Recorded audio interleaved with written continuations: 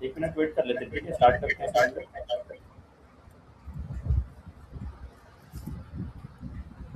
और किसी को आना हो तो आ जाएगा।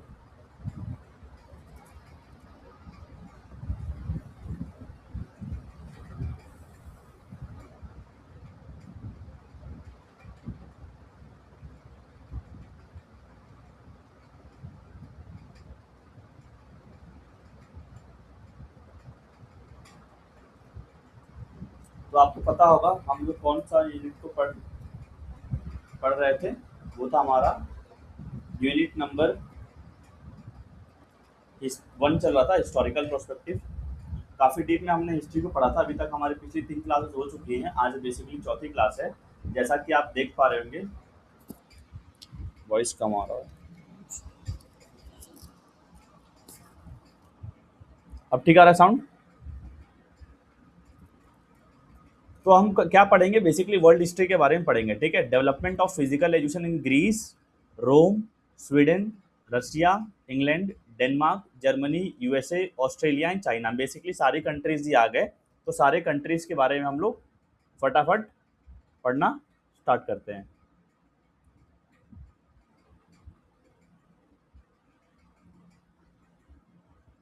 तो आप लोग एक बार मैप देख लीजिए, जो जो कंट्रीज के बारे में मैंने बताया, कहाँ पर आप पर लोकेटेड है, कौन कौन से कॉन्टिनेंट में।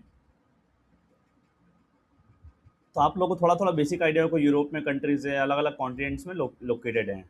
अब इनके बारे में अगर हम हिस्ट्री देखें ना, तो काफ़ी मतलब कहीं पढ़ते हैं तो कुछ और मिलता है, कहीं पढ़ते हैं तो कुछ और मिलता है। काफ़ी मतलब कहीं ऐसा कोई पर्टिकुलर हम बुक रेफर नहीं कर सकते। जैसे मान लीजिए आप कोई भी सब्जेक्ट के लिए कोई बुक को रेफर कर सकते हैं, लेकिन हिस्ट्री आपको कहीं नहीं मिलेगा नोट्स। तो काफ़ी इसको बार बार वेरीफाई करने के बाद मैंने नोट्स को प्रिपेयर करा है और आज आपको पढ़ाने लाया हूँ। पढ़ना स्टार्ट करते हैं। सबसे पहले हम स्टार्ट करेंगे ग्रीस से, क्योंकि काफ़ी चीज़ें ग्रीस में हुई जो हमें पता रहना चाहिए, ठीक है।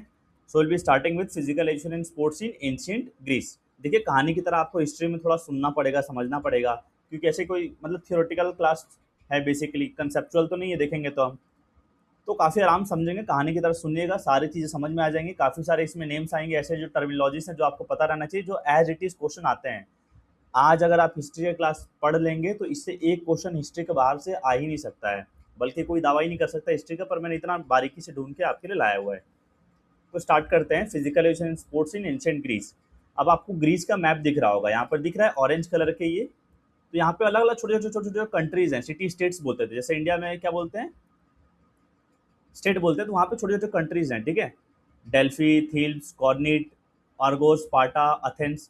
तो इसके अंदर से हमें दो मुख्य राज्य के बारे में पढ़ना है। ग्रीस के अंदर कौन कौन से हैं, वो हैं अथेंस और स्पार्टा।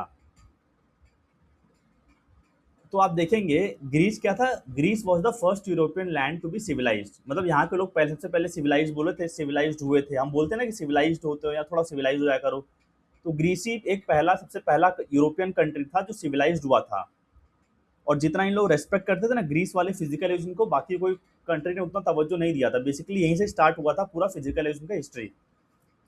तो जो अभी हमने मैप में देखा, Greece was a union of several independent city states. तो मैंने आपको दिखाया पिछले वाले मैप में कि छोटे छोटे छोटे छोटे कंट्रीज से, सिटी स्टेट से मिलकर आपका पूरा ग्रीस बना हुआ है, ठीक है। तो क्या बोला है, Greece at that time was not a separate nation but was a group of cities which were constantly at war with one another और द आउटसाइडर्स।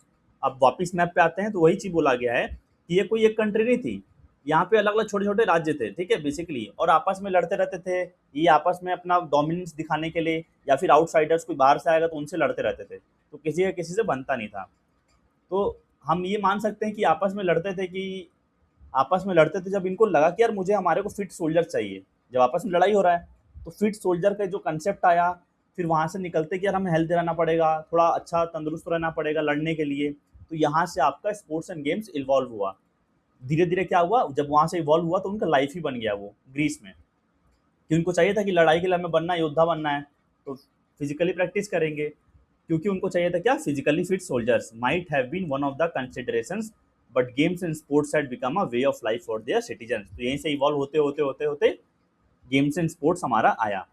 तो at the core of Greek athletics contest include. अब यहाँ पे क्या क्या कुछ कुछ contest होते थे, जैसे फुट रेसेस हो गए, फुट यानी क्या हो गया, फुट पैर से दौड़ रहे हैं, लॉन्ग जंप, ग्रीस में डिस्कॉस बोलते थे डिस्कस थ्रो को, जेवलिन थ्रो, रेसलिंग।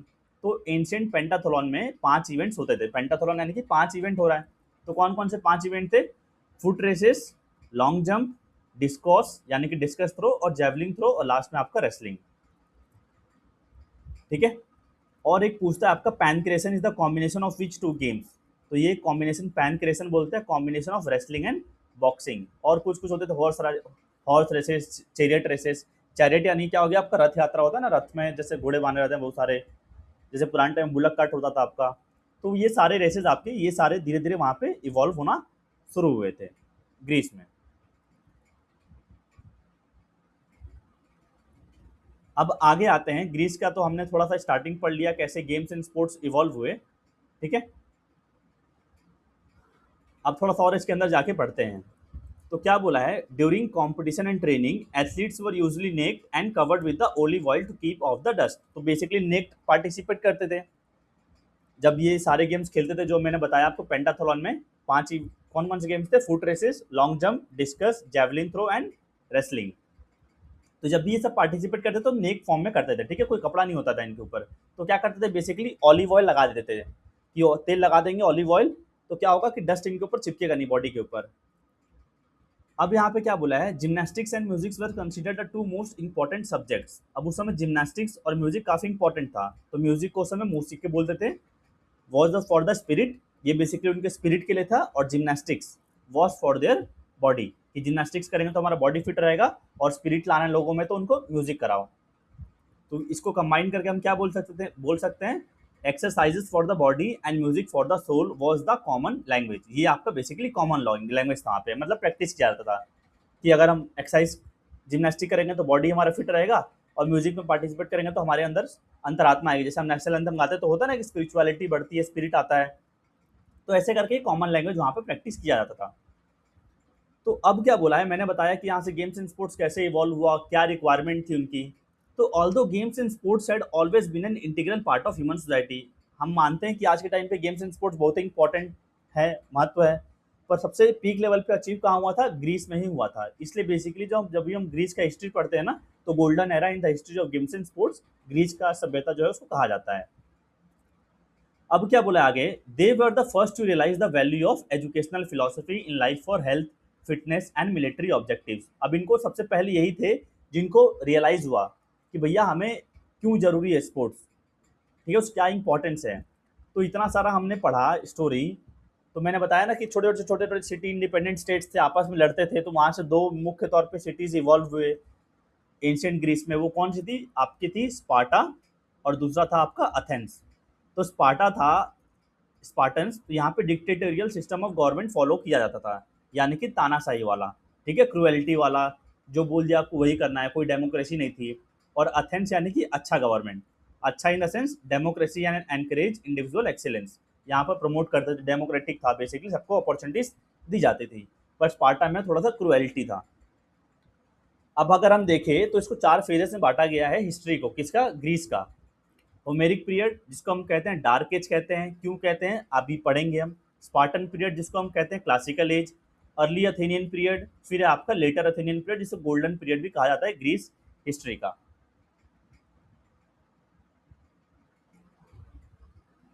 अब होमेरिक पीरियड सबसे पहला पीरियड के बारे में जानेंगे। तो इसको क्या बोलते हैं हम? Also known as dark era of Greece. यहाँ तक तो क्लियर होगा, किसी को कोई डाउट नहीं होगा, सिंपल था। होमेरिक पीरियड क्या बोलते हैं? Also known as dark era of Greece. अब डार्क एरा क्यों बोलते हैं? क्योंकि इसमें इस समय ब्लाइंड पोएट थे होमर। अब इन्होंने एक बहुत ही बड़ा महाकाव्य लिखा था, जैसे बाइबल होता है ना क्रिश्चियन कम्युनिटी का, तो वैसे इन्होंने इलियाड एंड ओडिसी लिखा था। इसमें कहानी के बारे में बात की जाती है, जिसको हम ट्रोजन वॉर कहते हैं। Are the 2 epics that are foundation work of ancient Greek literature, यानी कि ग्रीक में क्या क्या हुआ, कैसे हुआ, उसके बारे में पूरा लिखा गया है इस महाकाव्य में, जिसको होमर ने लिखा था, जो कि एक ब्लाइंड पोइट थे, इलियाड एंड ओडिसी। तो बेसिकली इसमें हुआ क्या था, तो कहानी की तरह समझ लेते हैं। आपका अगले स्लाइड पे चलते हैं उसको समझने के लिए। ट्रोजन हॉर्स, तो एक घोड़ा था, ठीक है। तो बेसिकली हुआ क्या था, यहाँ एक राजा था, तो उसने क्या किया था, दूसरे राजा के रानी को किडनैप कर लिया था। अब किडनैप करके अपने किंगडम में रखा हुआ था, ठीक है, काफी समय से किंगडम में रखा हुआ था। तो जा रहा था राजा, लेकिन वीक था राजा, अपने रानी को वापस ला ही नहीं पा रहा था लड़के जीत के। तो ऐसे करते करते करते करते 10 साल तक लड़ाई चलते गया चलते गया चलते गया। फिर एक टाइम बाद सजेशन आ गया, अब लड़ाई रुक गया, थोड़ा टाइम तक थम चुका। तो जो कमजोर वाला राजा था, अब इसको भैया किंगडम पे जाना है, फतेह हासिल करने के लिए अपनी रानी को लाना है। इसका छोटा सा किंगडम था, अब इसको जाना है। तो क्या किया इसने, दिमाग लगाया, इसने एक लकड़ी का घोड़ा गिफ्ट किया इसको, बड़े वाले राजा को। ठीक है, बेसिकली सिंपल से बता रहा हूँ, आप देख पा रहे होंगे इमेज में। तो ये बड़ा वाला किंगडम सोचा कि यार इसमें कुछ हो सकता है, कोई स्कैम कर दे, मुझे कुछ फूल बना दे, तो एक्सेप्ट नहीं करता। फिर काफ़ी टाइम बाद उस घोड़े को एक्सेप्ट किया। तो एक्सेप्ट किया तो घोड़ा बहुत बड़ा था, फिर उसने गेट से एंट्री डाला कि भैया किंग ने गिफ्ट भेजा है तो हम उसको ले लेते हैं। तो जैसे ये घोड़ा गया तो इसी का नाम था ट्रोजन हॉर्स, है ना, घोड़े टाइप दिख रहा है ट्रोजन हॉर्स। इसी के अंदर सारे सिपाही छिपे हुए थे, मतलब पूरे भरे हुए थे घोड़े के अंदर। तो जैसे गेट के अंदर घुसे बड़े वाले किंगडम में, सारे इसको तोड़ के निकल गए बाहर और उस किंगडम पे अटैक कर दिए। फिर वहां से अपनी रानी को राजा वापस लाया था। तो यही पूरे इलियाड एंड ओडिसी जो है महाकाव्य, उसमें लिखा गया है ट्रोजन हॉर्स के बारे में, और कुछ कुछ क्या क्या होता था होमेरिक पीरियड में, तो ये होमर ने अपनी महाकाव्य इलियाड एंड ओडिसी में लिखा था, जिससे हमें ग्रीक लिटरेचर के बारे में पता चलता है। तो उसी के एक मतलब बहुत ही उस राजा का मान लीजिए सेनापति था जो पेट्रोकुलस था, तो इसने मतलब शहादत दी थी, अपनी काफ़ी योगदान दिया था इस लड़ाई में। तो वही चीज़ यहाँ पे लिखा गया है, Homer give vivid descriptions of the athletic contest held as part of funeral ceremonies in the honour of the dead hero Patroclus. अभी जो हीरो था ना, मर गया था उसी लड़ाई में, पेट्रोकुलस था, इसी के किंगडम में था, जो कमजोर वाला राजा था, तो उसी के किंगडम में इसमें होमर ने लिखा हुआ है। तो होमर के बारे में समझ गया आपने, ग्रीक ब्लाइंड पोइट थे, इलियाड एंड ओडिसी का इन्होंने रचना किया, जिससे हमें ग्रीक के लिटरेचर के बारे में पता चलता है कुछ कुछ। So these two Homeric epics provide a full description of all the athletics events, और साथ में पता भी चला कि भैया उस समय क्या क्या गेम होता था, chariot races, boxing, wrestling, running, armour fight, discus, archery, javelin. तो उसमें इन्होंने इसके बारे में भी डिस्कस किया। अब और पता चला हमें, और अच्छे से पढ़ा तो पता चला कि भैया ग्रीक कैसे फिजिकल एजुकेशन को, थोड़ा फिजिकल ट्रेनिंग को प्रमोट करते थे, कैसे उस पर अटेंशन देते थे। तो इस समय क्या बोला जाता था, जो भी इस पीरियड में मैन पाए जाते थे, in this period man was consider to be the man of wisdom. Wisdom यानी कि उसके पास सारी पैसिनेट है, फिलोसफी है, लाइफ को लेकर एक्सपीरियंस है, मतलब बोलते हैं ना कि बहुत ही सभ्य इंसान है। तो जो भी इस पीरियड में लोग थे उनको सभ्य इंसान ऐसे करके डिनोट किया जाता था।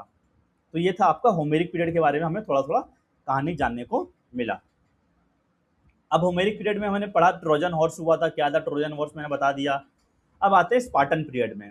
तो स्पार्टन में क्या बोला है, Spartan was a totalitarian city state. अब टोटलिटेरियन का मतलब क्या हो जाएगा, क्रुएलिटी वाला, जहाँ पे ओलिगार्ची गवर्नमेंट होता है ना, जैसे मान लीजिए एक ही राजा है वहाँ, जैसे मान लीजिए एक ही पार्टी है, जैसे आपका बोलते हैं नॉर्थ कोरिया में किंग जोंग उंग ने, तो वैसे ही है आपका स्पार्टन। टोटलिटेरियन सिटी स्टेट था, मतलब पूरा ऐसा था क्रुएलिटी वाला, एक ही राजा था, उसको आपको सुनना ही सुनना है। तो इसको हम क्लासिकल एज बोलते हैं, because it is said to have produce the finest soldiers with dedication, devotion, obedience and bravery. मतलब काफ़ी इस एज में क्या हुए, सोल्जर्स डेवलप हुए। अभी हम इनका लाइफस्टाइल देखेंगे कैसे रहते थे। वॉइस में इशूज़ आ रहे हैं क्या, आप लोग बताइएगा मुझे। मैं साइड में ज्वाइन करके रखा हूँ तो बफरिंग हो रहा है उसमें। समझ में आया जो मैंने पढ़ाया अभी पिछला वाला एथेंस का।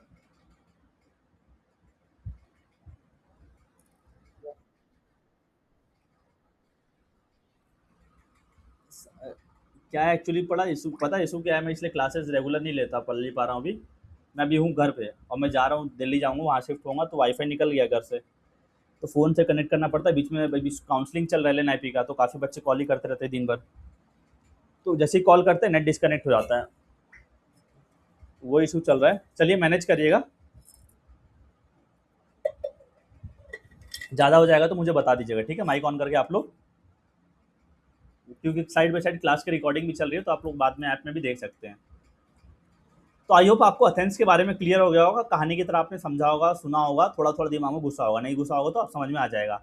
अब देखिए स्पार्टन पीरियड में अगर हम एंटर कर रहे हैं ना, तो यहाँ पे काफ़ी सारे टर्म्स आ रहे हैं, एगो क्या था, प्लेटिनस्टा क्या था, पेडोट्राइब क्या था, काफ़ी सारी चीज़ें हैं, तो ध्यान से सुनने की समझने की कोशिश करिएगा। तो इसको हम क्लासिकल एज ही बोलते हैं, क्योंकि इसमें काफ़ी सारे योद्धा डेडिकेशन से, डिवोशन से अपना पूरा लाइफ त्याग कर प्रैक्टिस करते थे। तो स्पार्टन एजुकेशन जो था वो कैसा था, देखिए कॉल आ रहा है भाई, बोलो ना। To produce man of action, ठीक है, टू प्रोड्यूस वॉरियर्स, मतलब इनका मुख्य तौर पे एम क्या था कि इनको वॉरियर बनाना है। तो बेसिकली होता क्या था, इनका लाइफस्टाइल समझिएगा बहुत इंपॉर्टेंट है। Healthy child live with their parents mother till the age of 7, मतलब मैटरनल केयर के लिए मम्मी के साथ छोड़ दिया जाता था घर पे, बच्चे पैदा होते थे 7 साल तक मम्मी के पास रहते थे घर पे।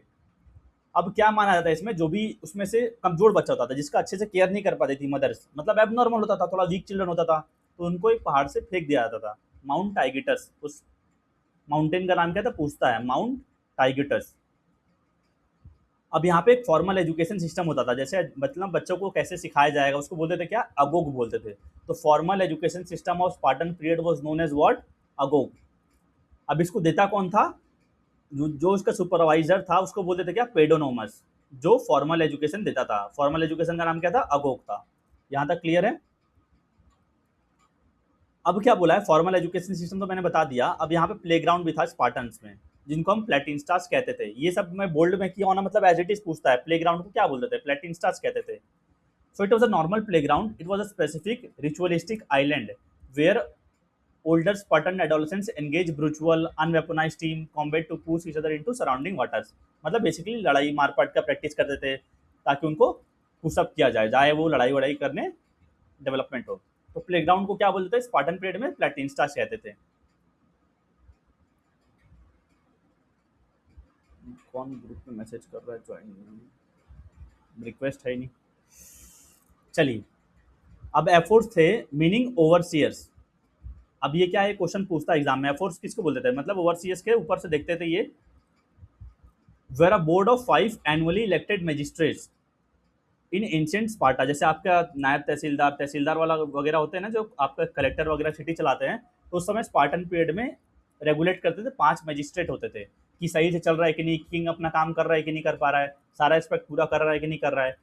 तो उनको हम एफोर्स बोलते थे। बेसिकली ओवरसी करते थे, वॉच ओवर करते थे कि काम सही से हो रहा है कि नहीं हो रहा है। थोड़ा थोड़ा हमने स्पार्टन पीरियड में बारे में जाना, थोड़ा सा ब्रेक आ गया बीच में, एंट्रेंस आया काफ़ी सारी, और अच्छे से आगे इसका और हिस्ट्री है स्पार्टा का, उसको समझते हैं। अब यहाँ पे क्या होता था, girls were also given military training but not as harsh as boys. अब बॉयज को बहुत क्रूअल वाला ट्रेनिंग दिया जाता था। अभी हम पढ़ेंगे आगे में पूरा लाइफ सीक्वेंस कैसे कब साल में क्या होता था। तो Spartan women had a reputation of promiscuity and controlling their husbands. तो जो स्पार्टन की वुमेन थी ना, इनको माना जाता था कि अपने हस्बैंड को कंट्रोल में रखती है। और प्रोमिस्क्यूटी का मतलब क्या होता है, basically having multiple sex partners मान लीजिए, ठीक है, मतलब इनसे भी रिलेशन बना रही है, उनसे भी बना रही है। तो स्पार्टन वुमेन को ऐसे कहा जाता था। तो वहां से एक फेमस सेइंग है, the Spartan women along bring fourth man, मतलब एक के साथ अपने साथ ही 4 वुमेन को मैन को खींच लेती थी, अट्रैक्ट कर लेती थी। स्पार्टन वुमेन ऐसी थी। अब ये बेसिकली किसके लिए कहा गया था, famous saying is historically attributed to Leonidas wife Queen Gorgo. Leonidas कौन था, ये था बेसिकली लास्ट राजा था स्पार्टन पीरियड का। जो इसकी बीबी थी ना, वो ऐसा काम करती थी, किंग क्वीन गोर्गो। तो वहां से एक कोटेशन लिया गया था पूरे स्पार्टन पीरियड, स्पार्टन के लोग को एट्रीब्यूट करने के लिए, कहने के लिए। So the aim of physical education Spartan was brute system, unflinching courage, मतलब साहस बनाना, उनको कायरता उनके शरीर से भगाना है। तो फिजिकल एंड्योरेंस, मिलिट्री स्किल सारी डेवलप की जाती थी। अब कुछ कुछ इंपॉर्टेंट फेस्टिवल्स होते थे आपके स्पार्टन पीरियड में, ये भी इंपॉर्टेंट है, अलग से मैंने नाम आपको काफ़ी अजीब अजीब दिख रहा होगा, पर इंपॉर्टेंट है।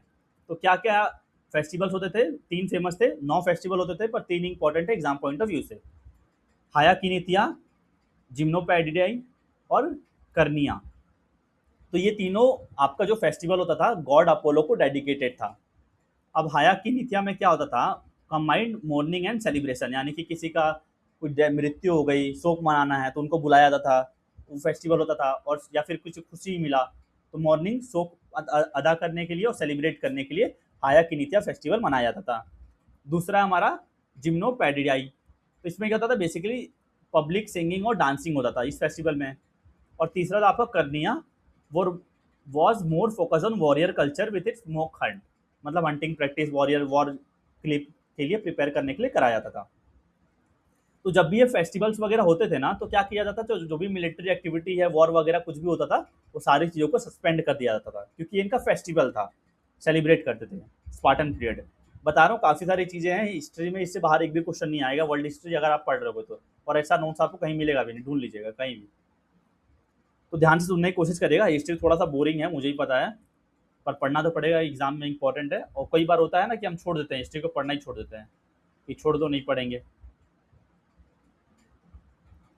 चलिए अब जानेंगे हम लोग लाइफ सीक्वेंस फॉर स्पार्टन्स। अभी ये क्या है जो सीक्वेंस है ना स्पार्टन पीरियड का, आधी तो हमारी किताबों में गलत लिखी हुई है, कहीं कुछ और लिखा है कहीं कुछ और लिखा है, ठीक है। तो ये पूरा सही एग्जैक्ट न्यूज़ है जो मतलब होता है बेसिकली इनका लाइफ सीक्वेंस था स्पार्टन पीरियड का। तो स्टार्टिंग समझते हैं बचपन से बूढ़े तक क्या किए वो। तो 0 to 7 ईयर्स तक क्या किए, मैंने बताया था अपने मम्मी के पास रहते थे मैटरनल केयर के लिए। और फिर मैंने बताया था कि जो भी कमजोर बच्चा रहता था, वीक चिल्ड्रन रहता था, माउंट टाइगोटो से उसको फेंक देते थे। और 7 साल तक बच्चा अगर एबनॉर्मल है या फिर वीक है, तो अगर हेल्दी है तो आगे वो जाएगा ट्रेनिंग के लिए। तो 7 से 18 साल तक बच्चा कहाँ जाता था, अंडर सुपरवाइजर जो इनको ट्रेनिंग देता था, जिसको बोलते थे paidonomos, where courage qualities were given and cowardness was remove and given the title of Egypt till the age of 20। समझे मैंने बताया क्या, कायरता अनफ्लिक्स कर देते थे करेज को, कि साहसी बना दिया जाए उसको जब तक वो 20 साल का हो। तो उस बच्चे को क्या बोलते थे, इफिप्स कहते थे, यानी कि उसको ट्रेनिंग अब देने के लिए बच्चा तैयार हो चुका है। फिर जैसे ही बच्चा 12 साल का होता था, थोड़ा सा बड़ा होता था, तो क्या करते थे, विगरस ट्रेनिंग स्टार्ट करा देते थे। ठंडी में आपको ट्रेनिंग करा रहे हैं, सिर्फ एक कपड़े दे देते हैं, एक गारमेंट दे रहे हैं आपको, उसी से करना है। तो उस गारमेंट को क्या बोलते थे, ट्राइबॉन बोलते हैं, tribon was given for winter to build resilience resilience. Resilience मतलब क्या होता है कि आप मान लीजिए आप हार गए, फिर कैसे कम बैक कर रहे हैं, तो इतना मतलब उनको हार्ड स्ट्रांग बनाया जाता था ना, कि कैसे भी किसी भी इन्वायरमेंट में सर्वाइव कर पाइए बच्चा। और साथ ही साथ कुछ कुछ गेम्स वगैरह सिखाई जाती थी। तो 12 साल में ही होता था। अब जैसे ही हम 18 साल में गए, at the age of 18 the boys were enrolled in the secret corps called krypteia. तो सीक्रेट कॉप्स जैसे आपका एनसीसी टाइप हो गया, तो वहाँ पे सीक्रेट कॉप्स था, उसमें एनरोल कराया जाता था बच्चों को, ताकि वो जासूसी सीख पाए, कैसे जासूस करते हैं, जासूस बनते हैं। 18 साल में ये सिखाया जाता था। फिर जैसे बच्चा 20 साल का होता था, at the age of 20 they completed agoge. अब अगोग क्या था, मैंने बताया था आपको पहले, formal education system of Spartan period was known as what, agoge. तो बच्चों ने यहाँ तक सीख लिया, मतलब जो उसको सीखना था, फॉर्मल एजुकेशन मिल चुका। And became full time military members, अब मिलिट्री में वो शामिल होने के लिए रेडी हो चुका है। तो उसको अब मिलिट्री का मैस होता है, तो वैसे ही can join communal dining messes syssitia. तो उस समय का मैस को बोलते थे सिसिस्तिया, ठीक है। Now they can marry but had to live in barracks. अब 20 साल के बाद स्पार्टन में जो लड़का था वो शादी कर सकता है, पर उसको फैमिली के साथ नहीं रहने दिया जाएगा। वो कहाँ रहेगा, बैरक्स में रहेगा। बैरक्स क्या होता है, जहाँ पे बेसिकली बैचलर्स रहते हैं। अब 30 साल का होने वाला बच्चा, तो at the age of 30 they could finally leave home with their families and become the citizen of Sparta. अब 30 साल बाद वो जा सकता है, अपने परिवार के साथ रह सकता है, और उसको सिटीजनशिप दे दिया जाएगा यहाँ का स्पार्टा का। अब सिटीजनशिप मिल जाएगा तो वहाँ के असेंबली में वोटिंग राइट्स उसको अधिकार मिल जाएगा। समझ गए। And at the age of 60 marks the end of mandatory military service and eligibility to join the council of elders. अब वो सब हो चुका है 60 साल में। अब काउंसिल ऑफ एल्डर जो होते थे, जिनको बोलते थे जेरोसिया, उसमें ज्वाइनिंग कर सकता है। तो ये उनका लाइफ सीक्वेंस था स्पार्टन पीरियड्स का। आपने हर जगह अलग अलग पढ़ा होगा, पर बता रहा हूँ ये सारी चीज़ें एकदम वेरीफाइड हैं, सही हैं। हर बुक में मैंने भी देखा अलग अलग दिया रहता है। कहीं बोलेगा 20 साल में रहने दिया जाता है घर वालों के साथ, कहीं कुछ और। आई होप आपको क्लियर हो गया होगा, ठीक है। अगर नहीं समझ में आया होगा, किसी को भी कुछ भी डाउट तो बता दीजिएगा। अब हमने पढ़ा अथेनियन पीरियड के बारे में, पढ़ा स्पार्टन पीरियड के बारे में अभी पढ़ा। अब हम पढ़ेंगे अर्ली अथेनियन पीरियड के बारे में। तो एक में पढ़ा हमने मैन ऑफ एक्शन बनाते थे, एक में पढ़ा मैन ऑफ विजडम। अब यहाँ पे क्या, दोनों को जोड़ के करते थे, तो मतलब मैन को मैन ऑफ एक्शन वाला ही बनाना है, यानी कि लड़ाई मारपीट के लिए रेडी करना है, और मॉरल वैल्यूज, एक्सपीरियंस, सारी जो जो क्वालिटीज चाहिए सारी उसको देनी है। तो man of action and man of wisdom both कहा जाता था जो भी इस पीरियड में लोग होते थे। तो Athenians were more of democratic thoughts unlike Spartans. अभी हमने स्पार्टन्स का देखा, थोड़ा क्रुएल्टी था, बच्चों को कपड़ा दे दिया जाता था, बच्चों को बहुत ही हार्ड ट्रेनिंग कराया जाता था। तो मैंने बताया था स्पार्टन पीरियड में थोड़ा सा क्रुएल्टी था, वहां पे बताया मैंने एक ही राजा था। तो अथेनियंस मतलब अच्छा, थोड़ा सा डेमोक्रेटिक गवर्नमेंट था। So the Athenians celebrated the beauty of the human form in dance, art, religious rites and athletics in numerous festivals. यहाँ भी कुछ कुछ फेस्टिवल्स होते थे, अभी हम पढ़ेंगे। So moreover methods of physical training in Athens were less harsh than Sparta. थोड़ा कम क्रूएल वाला था यहाँ पे जो आपकी ट्रेनिंग थी। तो पहला लॉ क्या था, first frame law of Athens was known as what, Draco, ठीक है, नाम याद रखिएगा बस। अब यहाँ पे मैंने हम स्पार्टन पीरियड में पढ़ा कि बच्चों को 7 साल तक मम्मी के पास छोड़ देता था इंस्ट्रक्शंस देने के लिए, बच्चों को तैयार करने के लिए। यहाँ भी वो सेम चीज़ था। Until up to the age of 7 the child was instructed by his mother at home. अब उसके बाद वहाँ पे क्या होता था, उनका फॉर्मल ट्रेनिंग चालू होता था। स्पार्टन पीरियड मैंने पढ़ा था, अगोग फॉर्मल एजुकेशन स्टार्ट होता था, मिलिट्री में भेज दिया जाता था ट्रेनिंग कराने के लिए। पर अर्ली अथेनियन पीरियड में बच्चों को पेलिस्ट्रा रेसलिंग स्कूल में भेजा जाता था। डिडेस्केलम मतलब म्यूजिक स्कूल होता है, डांस स्कूल करके मत आ जाइएगा, ठीक है। ये पूछता है डिडेस्केलम किसको बोलते हैं, तो यहाँ पे बच्चों को ये ट्रेनिंग के लिए भेजा जाता था। तो फिजिकल एजुकेटर था, उसको क्या बोलते हैं, पेडो ट्राइब कहते थे, पेडो ट्राइब। अब यहाँ पे पढ़ा एक चीज और है, athletes will systematically coat their entire bodies in olive oil before exercising. हमने पढ़ा था मड बाथ फेमस था, पर यहाँ पे मड बाथ फेमस नहीं था, वो बेसिकली ऑलिव ऑयल को पूरे बॉडी में लगा देते थे। और एक फिर ऐसे जैसे होता है ना, काटते हैं गाँव तरफ, इसको हम क्या बोलते थे, स्ट्रिगिल। तो इससे बेसिकली अपना मैल वगैरह जो भी होता था मतलब वाइप ऑफ करते थे, ठीक है, साफ करते थे, क्योंकि उस समय साबुन वगैरह तो बना नहीं था, तो यही चीज़ें लगाते थे उस पीरियड में, अर्ली एथेनियन पीरियड में लोग। तो मैंने बताया कि कुछ कुछ फेस्टिवल्स होते थे जिसको हम बोलते हैं पेन हेनली गेम्स, नाम ही है, ठीक है, पेन हेनली गेम्स। अब इनके बारे में समझेंगे, काफ़ी इंपॉर्टेंट है ये भी आपका। तो पेन हेनली गेम्स मतलब क्या समझ रहे हैं, ऑल हेनलिक मतलब पीपल ऑफ यूनान, यानी कि पीपल ऑफ ग्रीस, मतलब ग्रीस वाले लोगों के लिए ही बना हुआ था ये। तो 4 नेशन थे, जैसे मैंने दिखाया था, छोटे छोटे ग्रीस का मैप दिखाया था आपको पहले क्लास स्लाइड में ही, छोटे छोटे छोटे सिटीज इंडिपेंडेंट स्टेट थे, तो वो अपने अपने फेस्टिवल कराते थे, ठीक है, जिनको हम पैन हेनलिक गेम्स बोलते थे। 4 जगह होते थे, 4 साल मतलब कंटिन्यू, एक साल यहाँ हुआ तो एक दूसरे साल यहाँ होगा, तीसरे साल यहाँ होगा, चौथे साल यहाँ पे होगा, सबके अपने अपने नाम थे, सब कुछ कुछ साल के अंतराल में होते थे। उस पर भी डिस्कशन किया जाएगा। पहले हम समझ लेते हैं कौन से गॉड के ऑनर में होता था और कौन से लोकेशन पे कराया जाता था।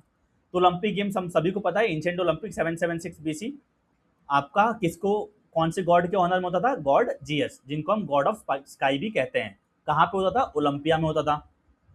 दूसरा आपका Pythian games was conducted in the honour of which god, god Apollo, जिनको हम गॉड ऑफ म्यूजिक कहते थे। तो ये कहाँ पे होता था, डेल्फी में होता था। इस्थीमियन गेम्स आपका होता था गॉड पोसिडोन के हॉनर में, कहाँ पे, कॉर्निथ में। और अगला है हमारा नीमियन गेम्स किसके ऑनर में होता था, ये भी आपका गॉड जीएस के ऑनर में होता था, जिनको हम गॉड ऑफ स्काई कहते हैं। ये कहाँ पे होता था, नीमिया में होता था, नीमिया में, ध्यान दीजिएगा नाम। अब ओलंपिक गेम्स का तो हम कभी नहीं भूलेंगे, God Apollo, God GS sorry, और पाइथन से आप काटेगा तो कहाँ जाओगे, अपोलो हॉस्पिटल में जाओगे, ठीक है। पाइथन से आप काटेगा तो कहाँ जाओगे, अपोलो हॉस्पिटल में जाओगे, मतलब ऐसे करके याद, लिंक करके याद कर लेना। इस्थीमियन गेम्स, इसका भी कुछ ट्रिक था, याद नहीं आ रहा है, रिकैप नहीं कर पा रहा हूँ। आईसीएससी बोर्ड करके याद कर लीजिएगा, ठीक है, आईसीएससी बोर्ड करके इस्थीमियन गेम्स कॉर्निथ में होता था। पेन ड्राइव, पीडी मतलब पाइथियन गेम्स कहाँ होता था, आपका डेल्फी में होता था, यानी कि पेन ड्राइव। और ओलंपिक गेम्स का तो सभी की याद ही है, नीमियन गेम्स नीमिया में होता था, ये भी आपका गॉड जीएस के ऑनर में होता था। तो ये आपके पेन हेनली गेम्स हो गए। अब थोड़ा सा बात करते हैं हम लोग सीक्वेंस पेन हेनली गेम्स का।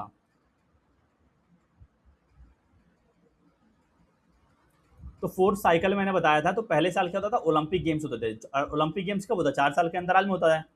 और नीमियन गेम्स था और इस्थीमियन गेम्स, ये बेसिकली हर 2 साल में होता था, ठीक है, मतलब हर 2 साल के गैप में होता था।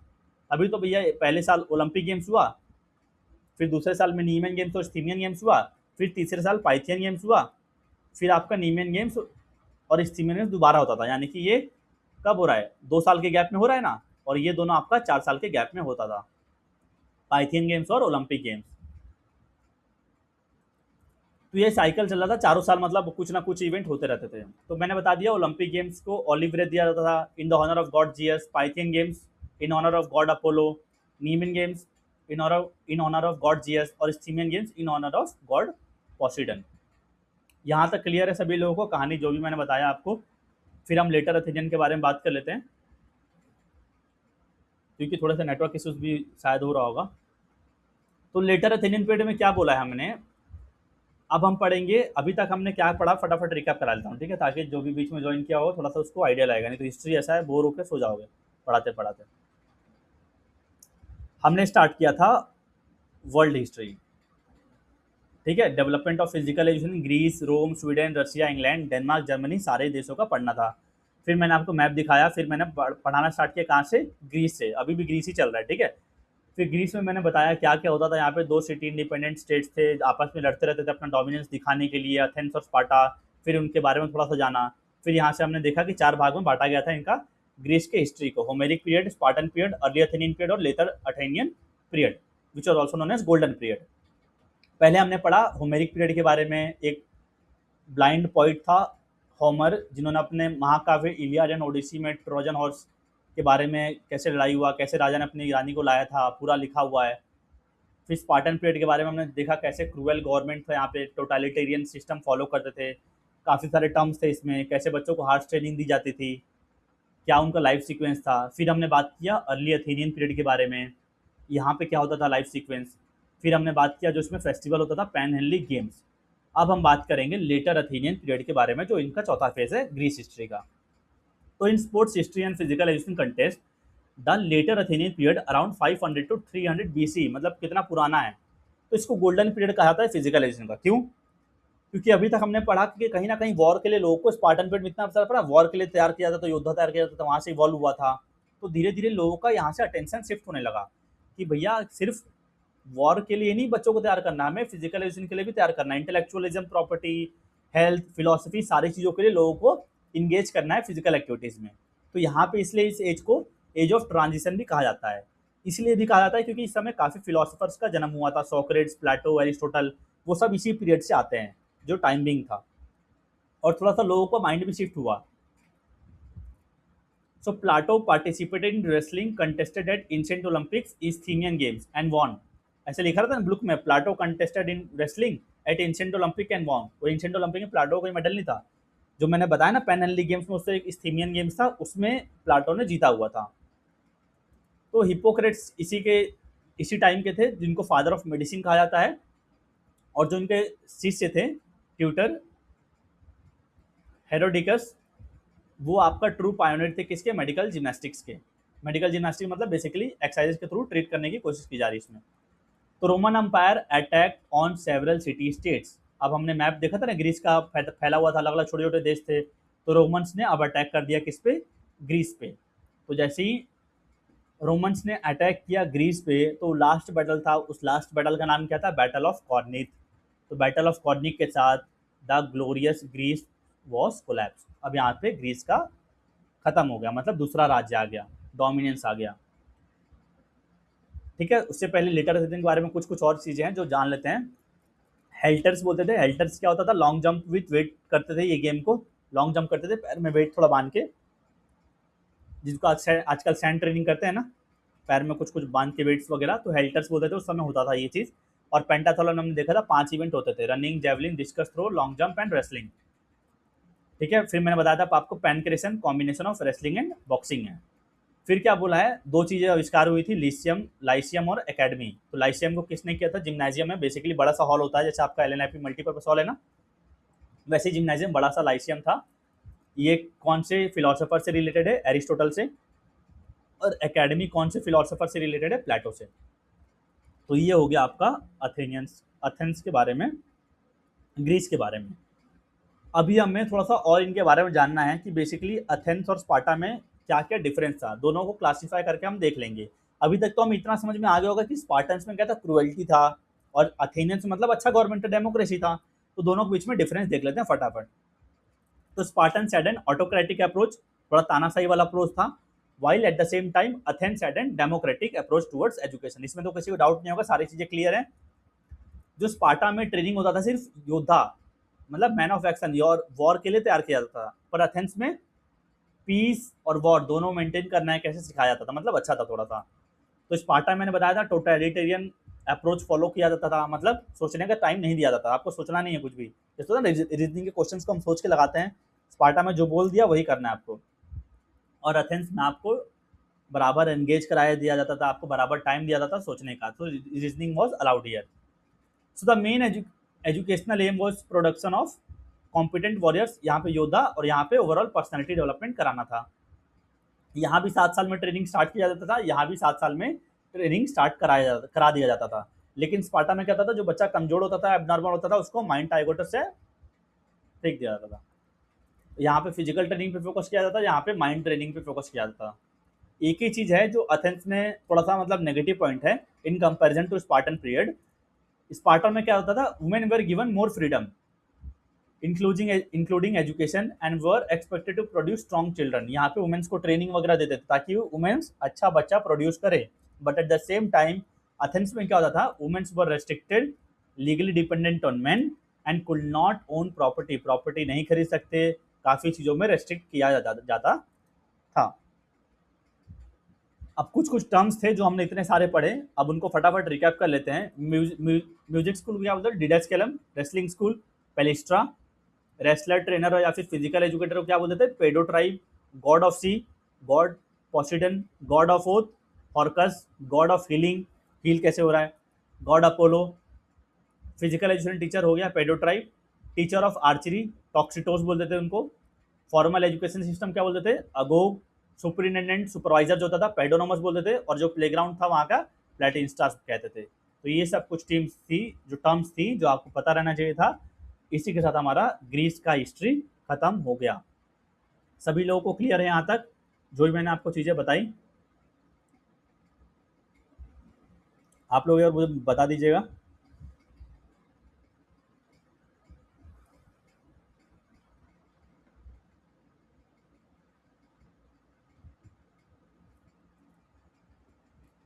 किसी को कुछ पूछना है?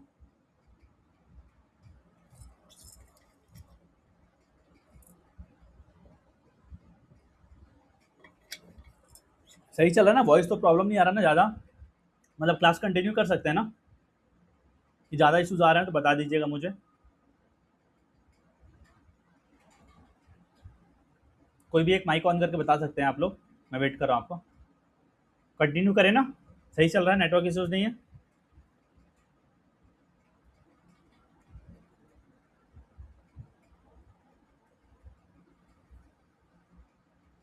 चलिए कंटिन्यू करते हैं। तो जो मैंने आपको आज पढ़ा दिया ग्रीस में, हिस्ट्री ऑफ ग्रीस, इससे बाहर से एक क्वेश्चन नहीं आएगा, ठीक है? सारा चीज़ें मैंने मतलब कवर करा दिया इसमें।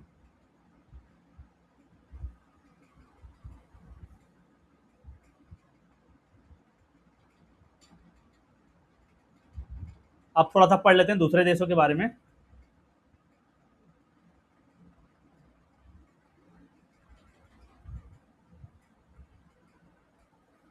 Physical education and sports in Rome. अब मैंने पढ़ा लास्ट बैटल ऑफ कॉर्निथ हुआ, फिर रोम्स आ गए। तो रोम्स आए ना, बहुत सारी चीज़ें खराब होने लगी फिजिकल एजुकेशन के प्रोस्पेक्टिव से। तो यहाँ पे क्या लिखा है? Romans were not great level of physical activity as part of their culture, for them it was a way to serve their military purpose. मतलब इनके लिए कोई फिजिकल एजुकेशन कल्चर का पार्ट था ही नहीं। अब इनको क्या करना था? फिजिकल एजुकेशन को ऐसे ही लेके चलते थे कि फिजिकल एक्टिविटी कराना है, किस लिए? मिलिट्री पर्पज के लिए, मतलब योद्धा वगैरह तैयार कराना है, मिलिट्री पर्पज के लिए बेसिकली यूज करना है। तो यहाँ पे फिजिकल एजुकेशन का कैसा था?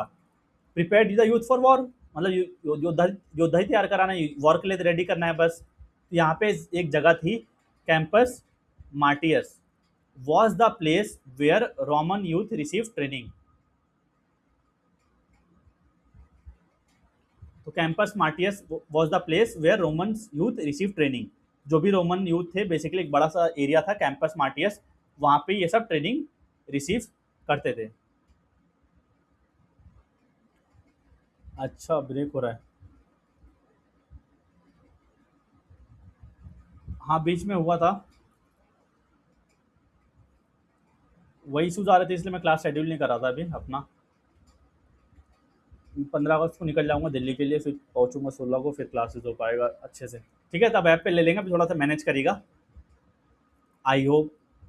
तो Campus Martius was the place where Roman youth receive training. मैंने बताया यहाँ पे क्या करते थे? अपना ट्रेनिंग रिसीव करते थे। तो फिजिकल एजुकेशन जो रोम में था reflects utilitarian approach. Utilitarian approach में क्या होता है बेसिकली, कि मैंने आपको काम दिया, ठीक है, अब वो आप काम कर पाएंगे तो सही है, नहीं कर पाएंगे मतलब फेलियर है आप। समझ गए? मतलब ऐसा वहाँ पे फॉलो किया जाता था यूटिलिटेरियन अप्रोच, कि आपको कोई काम का जजमेंट उसी से आएगा कि उसका रिजल्ट क्या निकलेगा। आप एग्जाम में पास हैं मतलब आपने मेहनत करी थी, पास नहीं है मतलब आपने मेहनत नहीं करी थी। तो इस टाइप का अप्रोच वहाँ पे फॉलो किया जाता था। अब क्या बोला है? Chariot races and gladiator combats were their favourite, were fight was till the end of opponents life. जो चैरियट रेस होता है ना, मतलब रथ वाला, देख सकते हैं आप चैरियट रेसेस, घोड़े बांध दिए बहुत सारा, रथ वाला टाइप। और ग्लैडिएटर, अलग से आर्मर पहन लिए, मारना है दूसरों को, ग्लैडिएटर कॉम्बैट्स। तो यहाँ जब तक लड़ा जाता था, जब तक सामने लड़ा, या तो मैच ड्रॉ ना हो जाए या तो सामने से मर ना जाए। तो ऐसे ऐसे मतलब यहाँ पे चीज़ें प्रैक्टिस की जाती थी। अब एक फिलोसोफर था गैलेन, पूछता है कि गैलेन कौन से पीरियड से थे? तो गैलेन आपके रोमन पीरियड से थे, ठीक है। बहुत ही फेमस फिलोसोफर थे, मेडिकल फिजिशियंस थे। और सर्जन थे इस पीरियड के, कौन, गैलन। अब यहाँ पे गैम्बलिंग वगैरह काफ़ी फेमस थी रोम्स में, मतलब पासा वगैरह जैसे होता है ना, जुआ जैसे बोल सकते हैं, गैम्बलिंग वगैरह काफ़ी फेमस थी। So for games and sports it was the beginning of dark period of progression. तो गेम्स एंड स्पोर्ट्स के लिए डार्क पीरियड ऑफ प्रोग्रेशन किसको, कौन सा पीरियड को कहा जाता था, रोमन पीरियड को कहा जाता है। अभी बताऊंगा क्यों।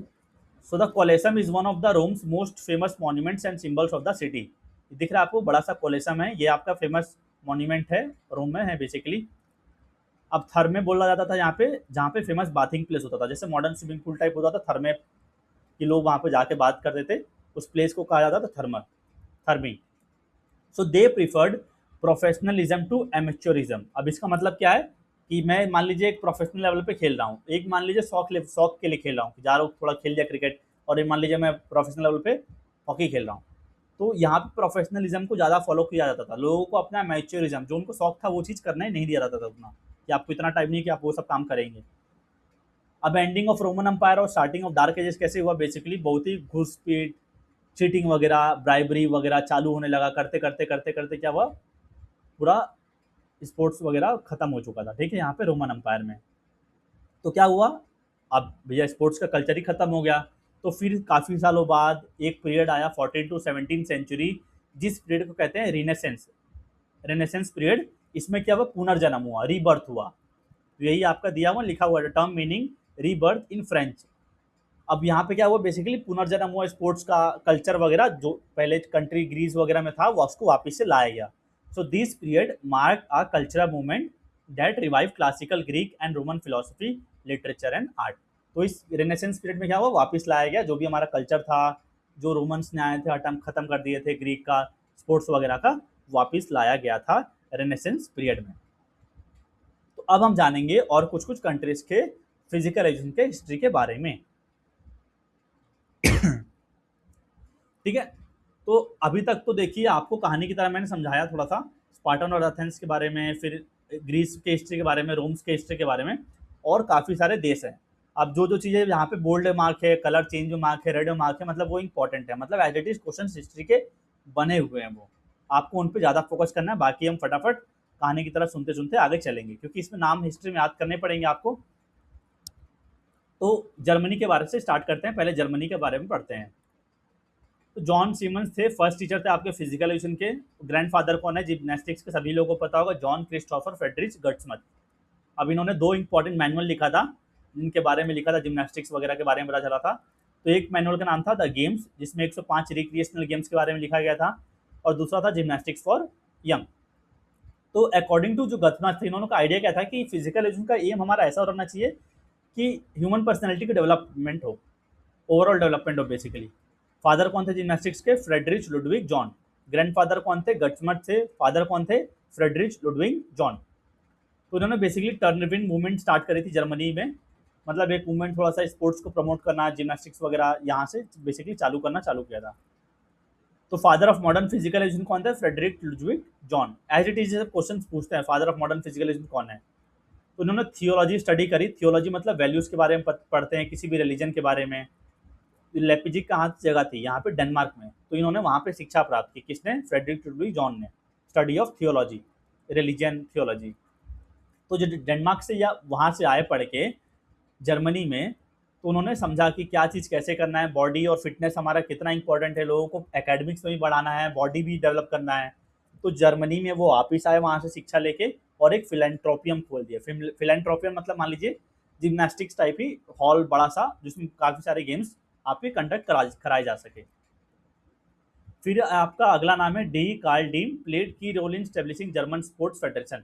तो जर्मन स्पोर्ट्स फेडरेशन बना 1950 में, उसमें काफ़ी की रोल था डी कार्ल डीम का, और ये इनका काफ़ी कंट्रीब्यूशन था। आपका 1936 में बर्लिन ओलंपिक्स हुआ था, उसको होस्ट कराने में इसका काफ़ी योगदान था डी कार्ल डीम का। और एक क्वेश्चन है, फादर ऑफ प्लेग्राउंड मूवमेंट कौन, जर्मनी को किसने स्टार्ट किया था, ईटी गुस्टव ने।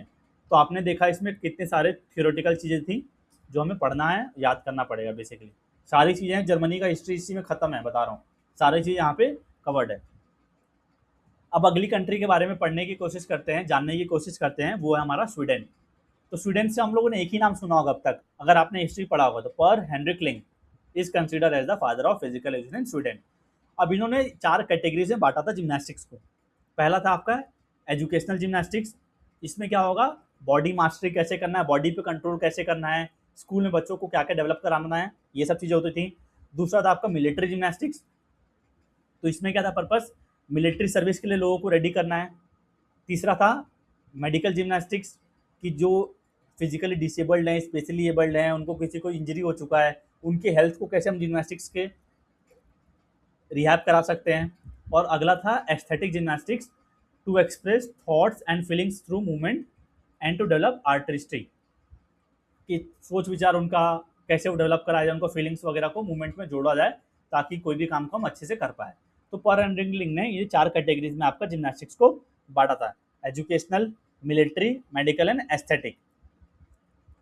अब क्या बोला है, an early form of gymnastics were invented by Per Henrik Ling, the father of Swedish gymnastics, and this was later developed by son Hjalmar Ling. तो बेसिकली मैच द फॉलोइंग के questions आते हैं ना, तो वहाँ पूछते हैं कि भैया ये हेजलमर लिंग कौन थे, ये बेसिकली उनके बच्चे थे, ठीक है, मतलब सॉन थे, और ये कौन से पीरियड के थे, तो ये स्वीडन पीरियड के थे।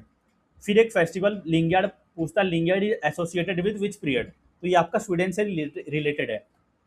बेसिकली हुआ क्या था, जो 100वां डेथ एनिवर्सरी था उसको फेस्टिवल के तौर पे मनाया गया था। किसका डेथ एनिवर्सरी था, पर हेनरिक लिंग का। तो it was celebrated as an 100 death anniversary, जिसको हम द लिंगार्ड कहते हैं, ताकि जो स्वीडिश जिम्नास्टिक्स है उसको प्रमोट किया जाए। So this was all about the history of physical education sports at Sweden. I hope things are clear. अब बात करते हैं physical education sports at USSR, रसिया।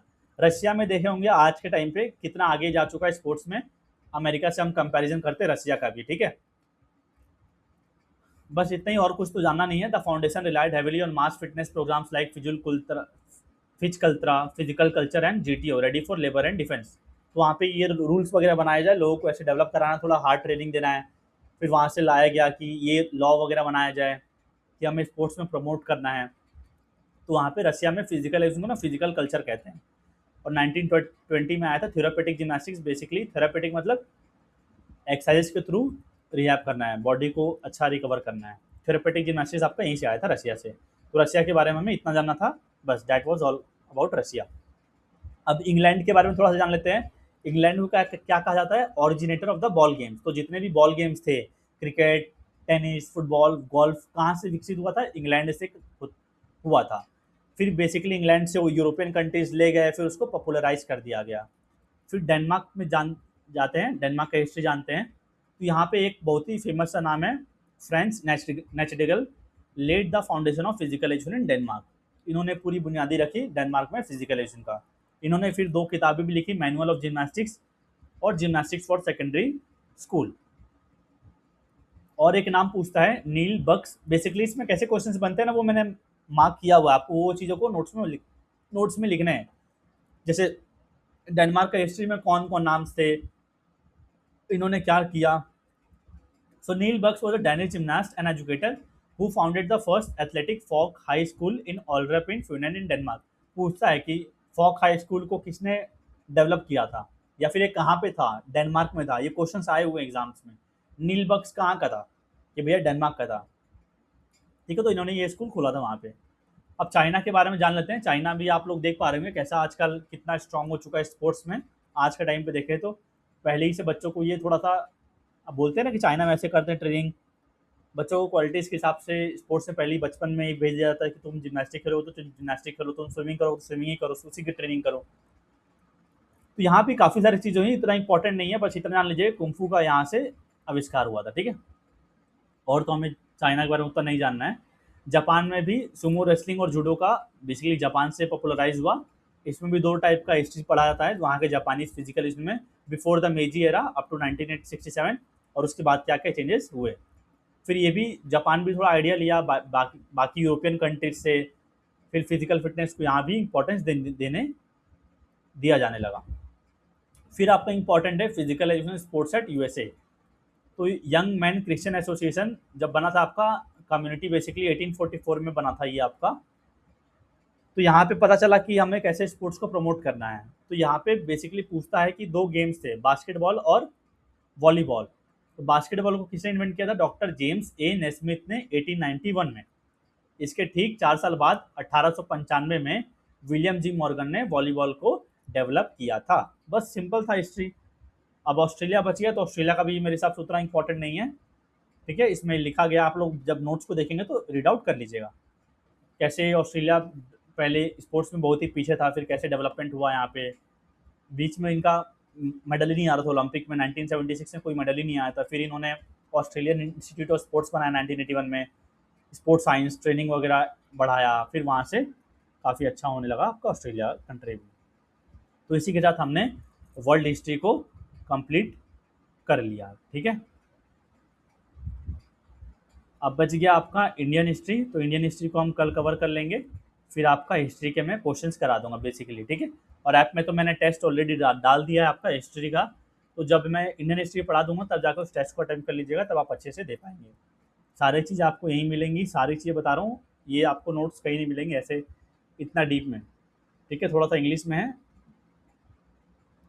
बाद में आपको हिंदी में भी कन्वर्ट करके दे दूंगा। So that was all for today's class.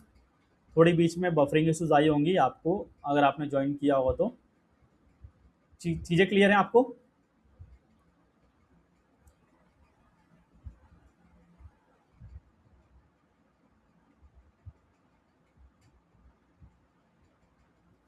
ठीक है, डन करें आज की क्लास को। Okay, thank you for joining. मिलते हैं कल, ठीक है। आज आपकी दिन में क्लास हो गई, अभी तो हो गई, ठीक है। मिलते हैं कल, बाय बाय, गुड नाइट।